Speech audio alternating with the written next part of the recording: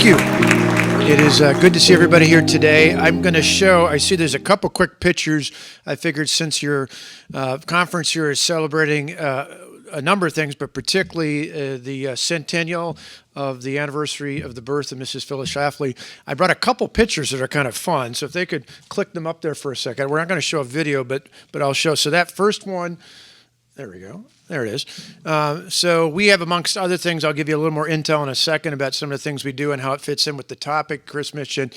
But that's Mrs. Schlafly talking at the Reagan Ranch Center in Santa Barbara, California. So we now own and operate for the last 26 years the ranch that President and Mrs. Reagan had up in the mountains outside of Santa Barbara. There's a beautiful center there, and this was at one of our high school conferences. So you can just see the passion she had for talking with young people. The next one up there shows, this is particularly fun because this is, I think this is, as I understand, this is the last lecture she gave on a college campus. This was for our Young Americans for Freedom. That's our chapter name. It started out in 1960 at the home of William F. Buckley. Of all dates, September 11th, 1960, we had our first gathering, and it was at William F. Buckley's home. And that started out as Young Americans for Freedom. That's what we're still calling the chapters on campuses. So this was the YAF, Young Americans for Freedom chapter at the University of California, Berkeley. So you could see, even in her later years, Mrs. Schlafly was not afraid to go right to where the fight was. And you can see in the bottom corner on your left-hand side, you can actually see there's students there with signs attacking her right in the front. Something I can relate to, as you mentioned in the introduction, we had 100,000 protesters. I always say I apologize. The Occupy movement did not start on Wall Street. It started on my street, Madison, Wisconsin, and then eventually went to Wall Street and elsewhere after they lost. But she was at the forefront of doing that. And then the next two are, there is at the University, or George Washington University. In fact, I was kidding with my table mates. That's on the far left is a former editor at the Federalist, Emily Jasinski. She was a student back then. And then the final one shows Mrs. Schlafly talking to the final slide. There you go. Talking to a standing room only room at George Washington University. So from the East Coast to the West Coast, I thought what a timely and wonderful connection, thinking about this recognition of what would have been her 100th birthday last month, how timely and how perfect. Having said all that, I want to say thank you not only for recognizing her life and legacy and continuing to live it, but thank you yourselves for being great patriots. When I think about America, I think about the flag. I think, as we often say, the pledge or sing the national anthem. I think about freedom, right? Endowed by our Creator, defined in the Constitution, but defended each and every day by the men and women who wear the uniform of these United States. So a big thank you to any of you who have served, or not only yourself, someone in your family, a spouse, a child, or others. I just first off want to say thank you for that, because we can talk all we want about freedom, but there's only a certain number amongst us who've been willing to make that sacrifice, in some cases with families, the ultimate sacrifice. And so for that, I always pay homage to anyone who served or had someone in your family who served. It's perfect to talk a little bit today, though, about reaching out to young people. I just last night, actually this morning, I took an early flight to get here from Dallas. Last night, I was at the University of Dallas speaking to the Young Americans for Freedom group there. The night before, I was at Concordia University with Dr. Art Laffer speaking there. The night before, I was at the University of Wisconsin in Whitewater speaking to students there. And it's a lot of fun being out, as Jeff talked about. Jeff's actually one of our speakers, so I was nodding the whole time like, he gets this, he knows it. He sent me one of those advanced copies of that book, and he's absolutely right about Israel, but right about this generation. And so as a good reinforcement, I'm going to not repeat verbatim, but come very close to some of the things he talked about. There's a couple things I want you to be mindful of. I'm going to tell you a couple of stories to reinforce them. First off, two phrases identify today's Generation Z more than anything: authenticity and fairness. Authenticity and fairness. Think about that. Authenticity and fairness. Now, I want to add to that, and I'll explain in a minute, two other words: love and truth. That's not the definition of Gen Z right now, but authenticity and fairness. You look at all the data, we constantly do research, we do polling and other things, not just on political or policy issues, but on where college, high school, and middle school students stand. In fact, if you want to know more about us, yaf.org, that's yaf.org. Or we work with college students. That's how we started out at Buckley's Home. We still do that today. We work with high school students. We started that back in '98 after we took over the ranch. And then the last few years, since I started as the president at Young America's Foundation, we now have a middle school program because we know the left is going younger and younger. We're trying to counter that along the way. And so we do programs like conferences at the Reagan Ranch, just up the way at the Reagan Boyd Home in Dixon, Illinois, out in our nation's capital, and at regional sites all across the nation, where we train and educate and, most importantly, equip students to go back to their communities, back to their schools, back to their colleges if they're at that age, and sometimes just back on social media and counter the extreme left-wing radicalization that we see. It's no longer just the left-wing bias, particularly on college campuses. You're talking about outright radicalization that we got to counter. Jeff was alluding to that. The good news is we can make some inroads. We do more campus lectures with conservative speakers than any other group in America. And this semester alone, we now have more scheduled right for this fall semester than we did for the entire school year just 2 years ago when I was first starting out, and far more than we had just a few years before that. Because there's a hunger out there. There's a hunger for the truth. And I want to touch on that as well. And then we broadcast it. Jeff talked about, others have talked about, you mentioned, Chris, the digital stuff. We scale it up that way. So all of our conferences, all of our big lectures, we put on social media. I'm proud to tell you that if any of you watch anything on YouTube, you may not, but your kids or grandkids do. And our data shows YouTube is the number one way that young people, Generation Z, even though TikTok's zooming up, YouTube is still the number one way that Gen Z collects information, not just how they watch stuff. They literally get their news, their information sources. So our YouTube channel, YAF-TV, now has over 1.7 million subscribers. It's absolutely free. And last year we surpassed 1.4 billion views. So you can't take away the human touch. That's why we still do the conferences, seminars. We still physically go to the campuses to have lectures and engage in activism, although even that's becoming more and more challenging. You might find this shocking, but we have this 9/11 project. We started right after the original 9/11. And over the years, we've helped students on college and high school campuses put up just under 3,000 American flags on their campuses every 9/11. But I remember 2 years ago here in St. Louis, one of the campuses, honest to God, a member of the Student Senate, thankfully we had cameras set up, we had GoPro cameras set up, but a member of the Student Senate in the middle of the night came and took all the flags up out of the ground, broke them into pieces, shoved them in the garbage. We had it on camera, reported it. Of course, the DA in this county didn't do anything about it because you've got, like many big urban areas, prosecutors who don't do anything to people on the left, God bless you, but who, and what was his reaction? It was, oh, well, I don't support flags up for an imperialist nation. This is where so many of them are at, but we do things like that, which used to be relatively easy to do, now are a bit more of a challenge, whether it's at St. Louis University or Washington or others here and around the country. So we do all these things, but there's some interesting things that I found along the way. Authenticity and fairness.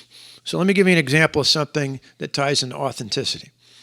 Last spring, our chapter at the University of North Carolina in Greensboro, on their social media site, reposted something that Ben Shapiro, many of you know who Ben Shapiro is, right?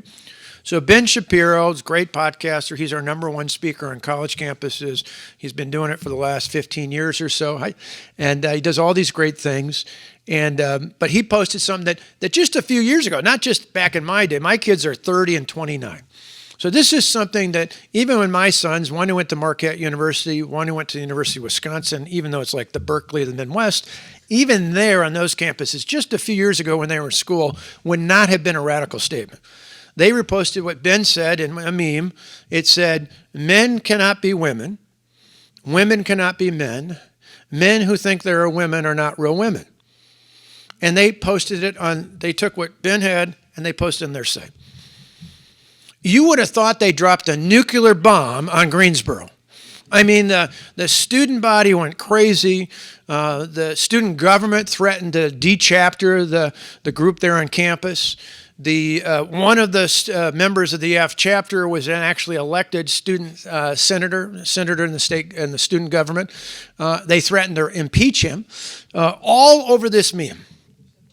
Now, the fun part about that is we decided, we have this saying, we say, if you're under attack, EF's got your back. Whether you're one of our students or you're in some other group, Students for Life, College Republicans, whatever it might be. And I was proud, long before I was involved in politics at Marquette, I was president of Students for Life, so I particularly love Student for Life groups, but we'll help anybody on campus who's under attack. So with these students, I said to my staff, we need to go down there right away and help them out. And so staff came back and they said, well, yeah, we'll send some people down. I said, no. Better yet, tell the student leaders in our YAF chapter to find the largest space to hold people they can. So they reserved the entire arena where they play basketball. So it's Greensboro, so it's not as big as UNC Chapel. Oh, but so and then we said, we're going to send Ben Shapiro there. So we did. And of course, there were thousands and thousands of students inside. He got a warm welcome. There were thousands of others outside. That's not the key to the authenticity here. What's interesting about it is, as I mentioned, besides holding the lecture, which in of itself was great, some of you may know if you watch him online, Ben has perfected this, and now just about all the rest of our speakers do this. I did this the last 3 nights, and that is if you oppose my viewpoint, when I'm done, and usually I reserve 50 to 60 or more % of the time for Q&A, like most of our speakers do, you raise your hand, you go to the front of the line. You get to ask the first questions. 1, because it makes for good TV, video we'd call it now. And 2, it's actually, that's what college is supposed to be about, right? Free and open exchange of ideas. Not being taught what to think, but how to think critically, or at least that's what it was supposed to be about, right? So we do this in these lectures. So I'm always amazed if any of you, now you've heard of Ben, how many have watched Ben Shapiro on YouTube or on video, right? Okay, so you know where this is going, right? So the Q&A starts, and because of the topic that brought him to campus, one young man who was a teaching assistant, a graduate student, he gets up and he lays out all his credentials. He's a physicist, he's a chemist, he's all these, pat himself on the back things. And I still can't figure out, it's debatable to me whether he was just that ignorant or he intentionally wanted to go viral. But either way, he got up and thought he was going to lecture Ben Shapiro on this topic. And any of you who've seen Ben Shapiro knew, calmly, not quietly, but calmly, not with rage, not with malice, but just systematically walked this young man through why he was fundamentally wrong. Just dressed him right down. That one video exchange. So we broadcast these all on all of our platforms, but on YouTube in particular, there's this thing they started about 1.5 years ago to compete with TikTok called YouTube Shorts. That one YouTube short, which is 5 minutes or less, then connects to the rest of the lecture, has been seen 28 million times. 28 million times, right? So the reason I tell you that's not to brag on us or brag on Ben or anything else, but to tell you there's a hunger for authenticity out there. My 30-year-old son has a digital marketing firm, small business, about 15 employees, proud he's doing a great job, but all the time clients he has, customers he has, particularly when they first connect with him, say, can you make this go viral for me? And he has to explain to them, as we would explain to students and others working with us, you don't make something go viral. It has to be authentic. It has to be real.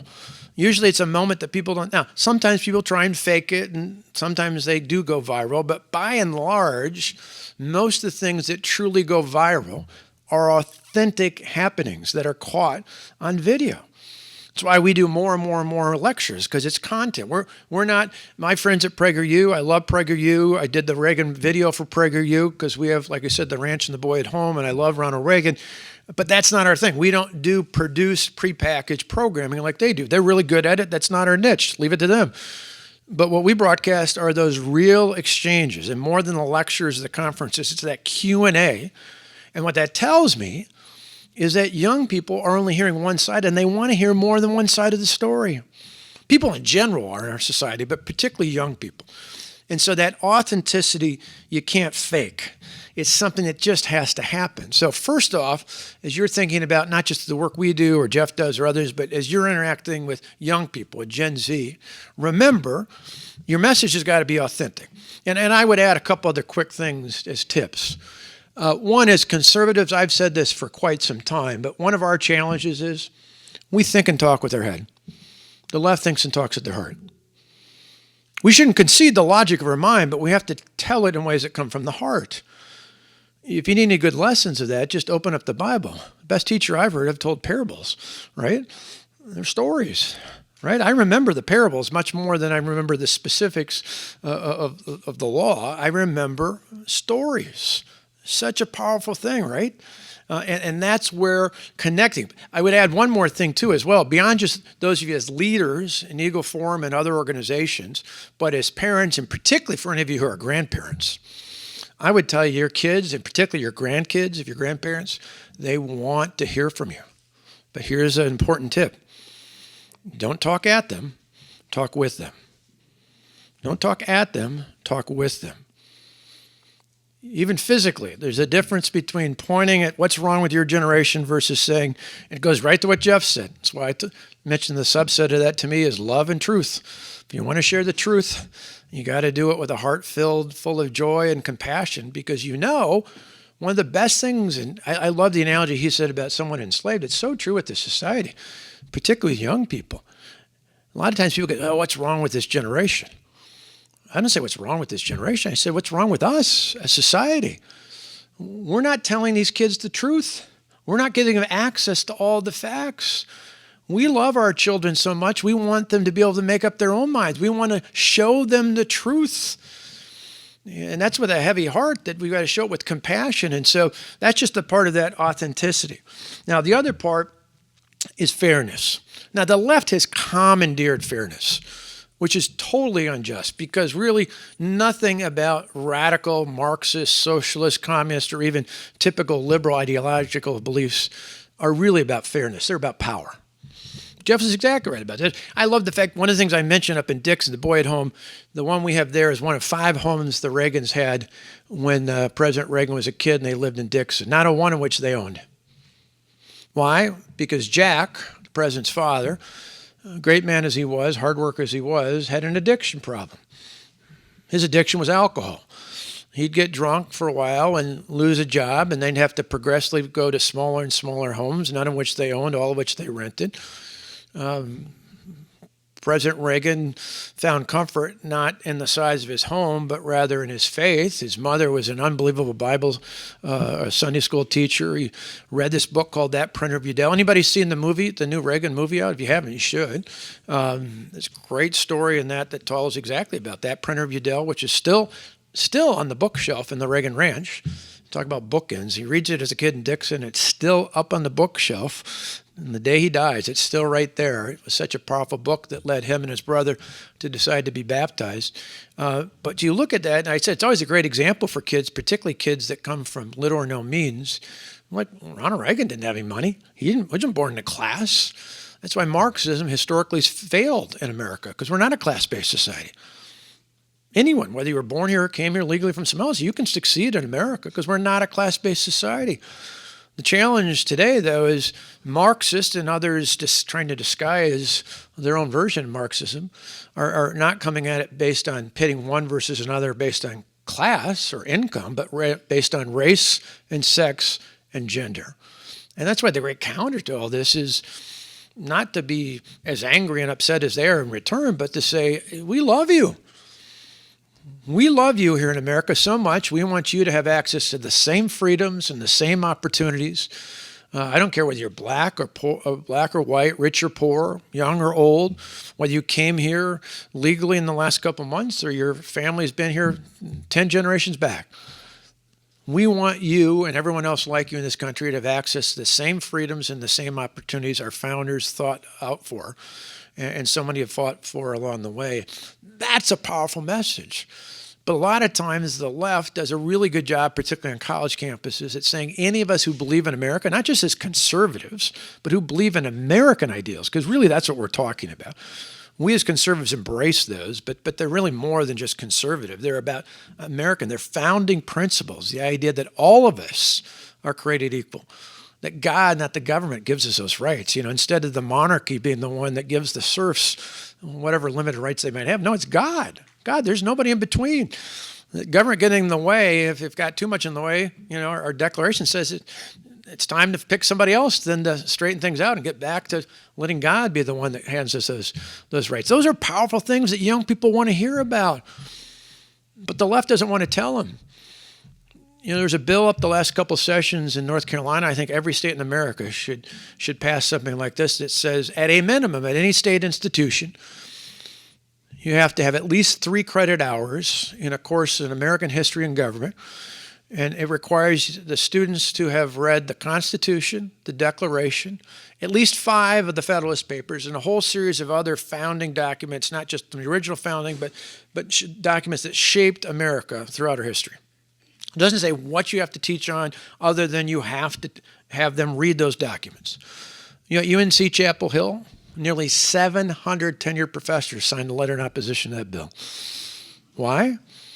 Because they don't want students to read what our founders did, what they said, what they wrote. They want to be the arbiters that tell them how awful George Washington, James Madison, and Thomas Jefferson are based on some of their own personal sins along the way. I'm always amazed when people, talk about that. To me, there's only one person I'm aware of, and he hasn't been around, at least on this earth, for 2,000 years that was perfect. All the rest of us are full of sin. We all got our challenges. But it's America. It's the idea on the path towards a more perfect nation that we've been on. And it's something that you can tell to your family, to your kids, to your grandkids, to those that you work with. Tell about that passion. So fairness. A good bit of news, besides the fact, and Jeff alluded to this as well, that the other side's been told a bill of goods. He's right. We take it a step further. If we've sent out during the last year cameras on college campuses. You'd be amazed what you pick up when you put a mic in front of somebody on a campus. We ask at a number of these rallies where they're holding signs up that say from the river to the sea. It's always amazing. I ask them simple questions like, what river, what sea? Nile, Mississippi, it's like, no. But that's both, on one hand, frustrating, scary, right? Because they don't know those things. But on the other hand, I'm always an optimist. I look at it and say, well, that just means they don't have a clue. They're not making a binary choice. They've been told something to feel, the oppressor line he pointed out, but you actually start telling them the truth. Talk about indigenous people. Who's more indigenous than Jews in Israel, right? Talk about that. Those are powerful things to point out along the way. But good news is in polling. So we poll all the time. You poll students about what's their number one issue. College students in America. You don't hear this all the time on TV or in traditional media outlets. Number one issue by far, almost 2-to-1 margin over the next closest issue. Not abortion, not gay rights, not any of these other things you'd expect. Not climate. It's the economy. Almost 2-to-1 over the next closest thing. Actually, those other issues I just mentioned aren't even in the top 5. Not even in the top 5. The economy is the number one issue. And then here's the part I really love about fairness. So we decided to ask, and we've asked now repeatedly, multiple polls about you take away candidates, you take away party, you take away titles, and you just ask about ideas. Without bias, without any push polling attempts out there, we ask college students, do you think that race should be a factor in admissions or in employment? By almost 2/3, college students say, no, that's not fair. Even more interesting, if you do the cross tabs on that, that's pretty consistent whether the student is white, black, Hispanic, you name it. There's a belief in America, no matter who you are, what you look like, that meritocracy matters, that merit matters. That's, to me, very encouraging because that's at odds with what they're hearing from a lot of the so-called leaders on college campuses and the media out there. But fundamentally, more than we give them credit for, young people understand these certain truths. They're just afraid to talk about them. Another one that ties very much into what you've been already talking about throughout this conference is we ask simple question. Should someone who is born a boy be able to compete in sports against someone who's born a girl? Again, almost 2-to-1. They say, no, that's not fair. Now, really important, because it ties in those secondary things I talk about, love or compassion and truth. We need to speak the truth on issues like that, but we need to say it in ways that come across as loving and full of compassion. We want to share the truth with them. So I don't particularly get nor care for nor like the idea of someone born as a boy dressing up like a girl. But when I talk about this, I don't talk about my own beliefs about that. I go to the heart of the fairness, which is the most compelling argument for these young people. It's a fairness issue.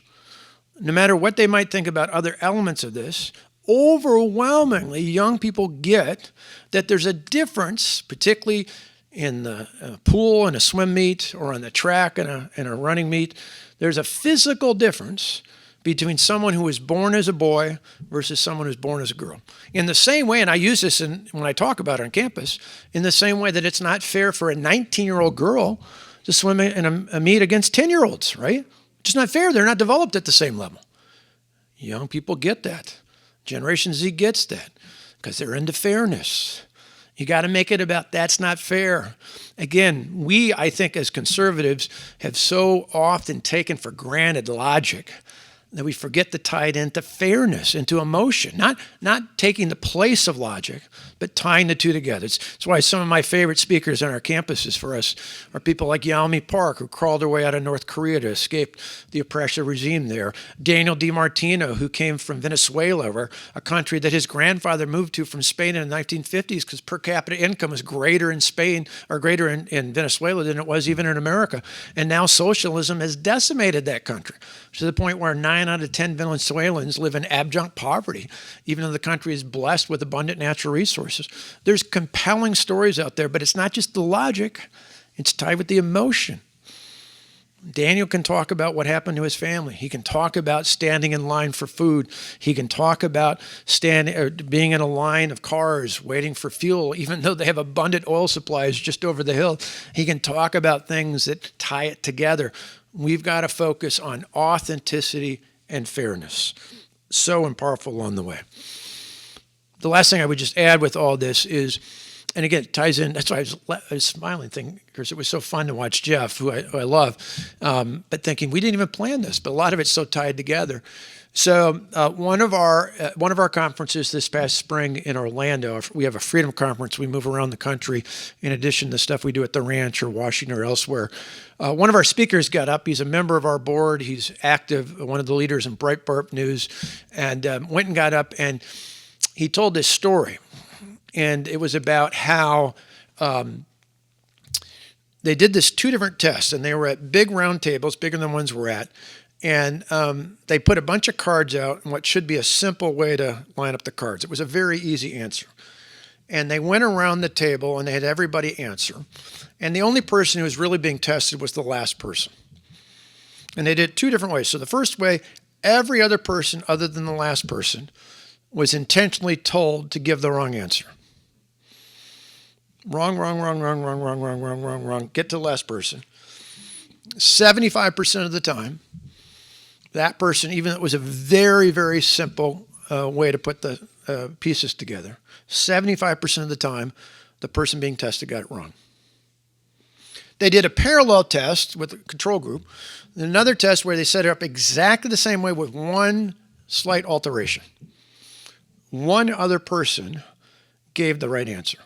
So wrong, wrong, wrong, wrong, wrong, right. Wrong, wrong, wrong, wrong, wrong, wrong, wrong, wrong, last person. 95% of the time in that equation, the person being tested, was the last one called on, got the right answer. What that shows us, what Jeff talked about, is you don't need to win over everybody. You just need to have a little light. You know, darkness doesn't drive out darkness. Only light does that. You know, Martin Luther King talked about that. He actually got that from King Solomon originally in the Bible. You know, darkness doesn't drive out darkness, only light does. You don't need a lot of light. If we turned off all the lights in this room, one little candle here and maybe 1 or 2 over there would be enough for us to get around without bumping into all the tables, right? That's what the truth is. But for people to hear it, you can't just speak the truth. You've got to do it with compassion. You've got to do it with love. You've got to think about it thinking, these people have been brainwashed. They've been overwhelmed. They've been intimidated. Sharing the truth with them is something you're doing out of love for them and compassion, not because you're upset at them, but because you're upset at others who kept the truth from them. Last August, we had our very first speech of the school year. Was at Roanoke College, and it was by a good friend of probably everybody in this room, Dr. Ben Carson.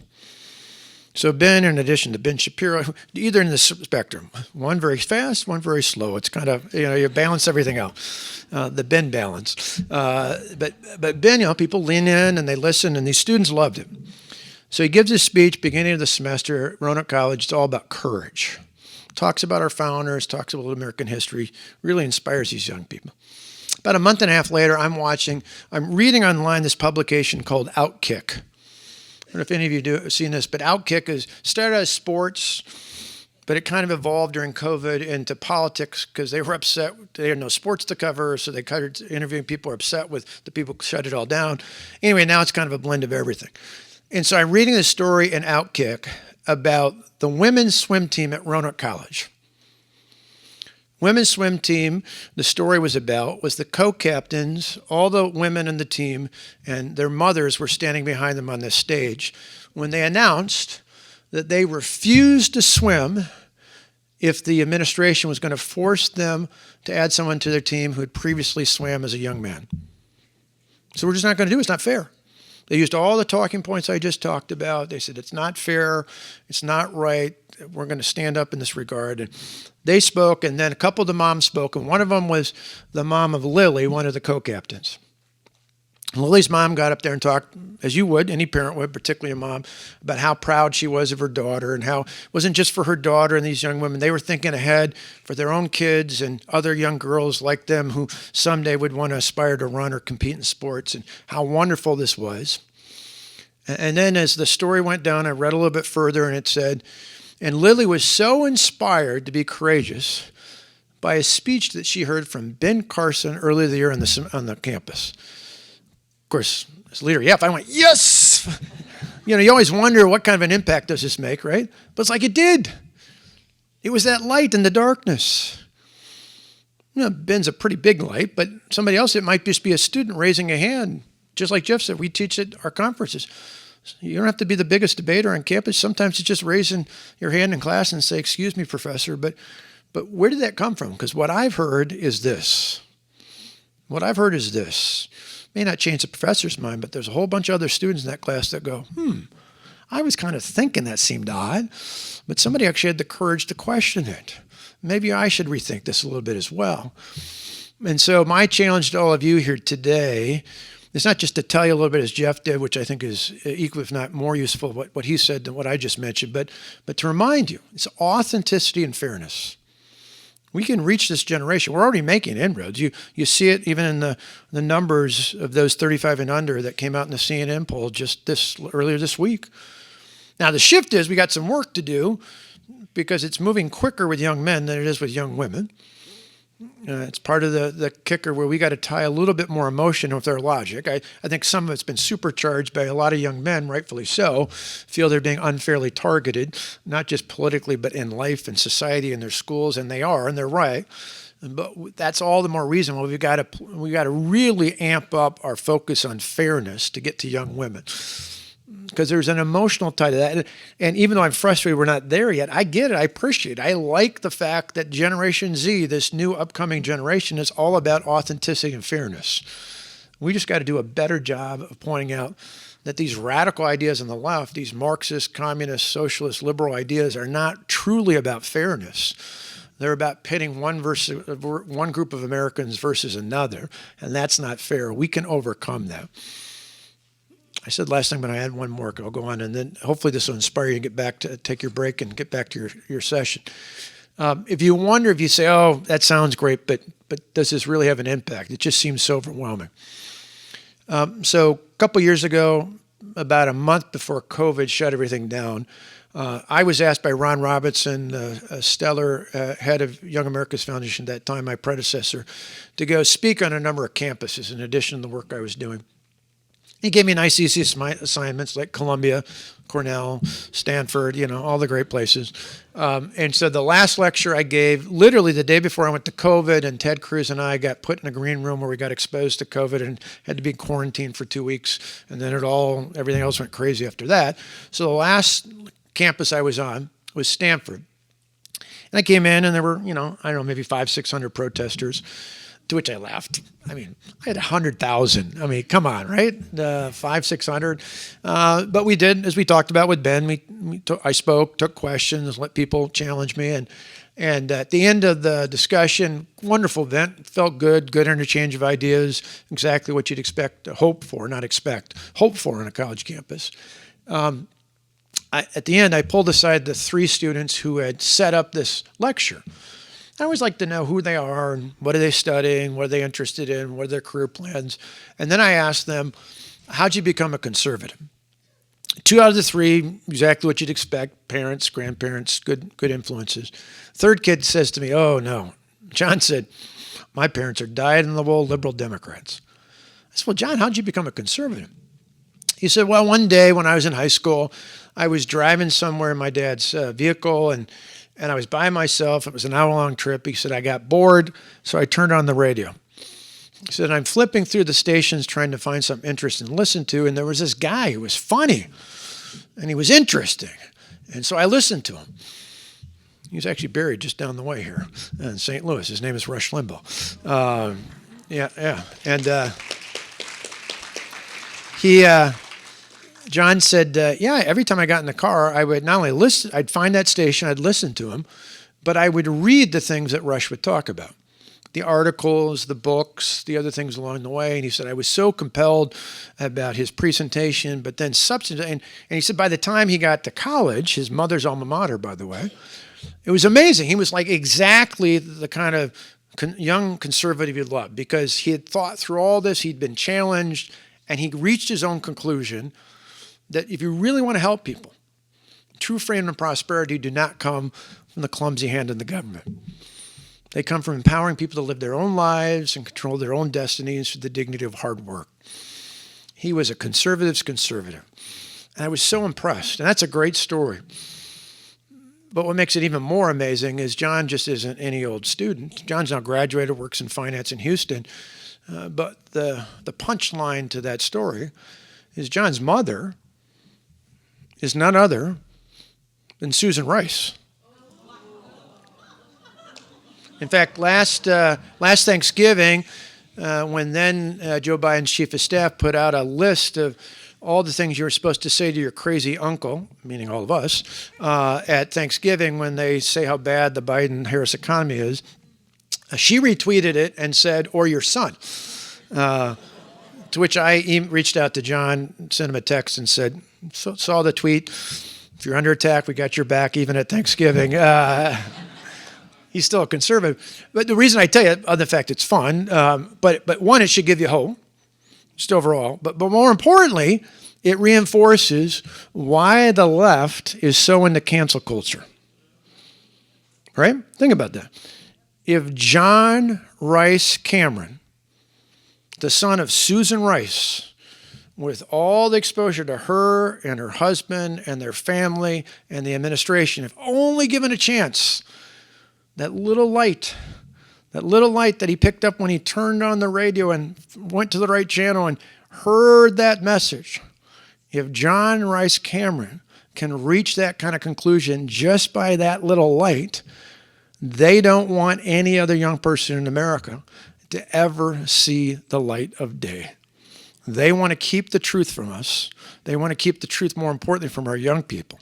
That's why we need to make sure as we focus our message, we focus on things in authentic ways, that focus on fairness, that do it with compassion and love for these young people if we share with them the fundamental truths of our time.